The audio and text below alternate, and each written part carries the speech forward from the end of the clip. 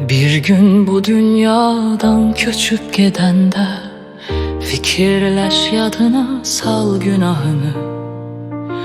Əcəl badəsini içib gedəndə xatırla almısan kimin ahını. Sen kimin qəlbini tez-tez qırmısan?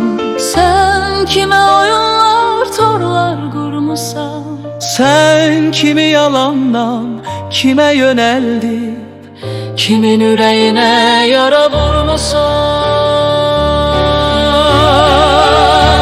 kime böhtan atıp qaralamısan? Kimin saf qəlbini yaralamısan? Kime aylar boyu əzab vermisən? Kimin dünyasını paralamısan? Hatırla başına yığıb kimləri, qəhqəhə çəkərək kef eyləmisən?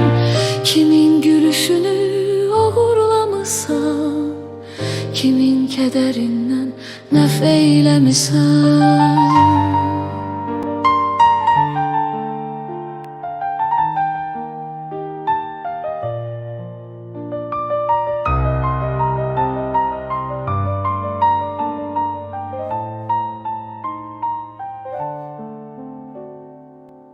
Özgenin derdini pul eyləmisən? Özünü nəfsinə qul eyləmisən? Düzmüsən üstünə zəri zibanı, palanı dəyişib çul eyləmisən?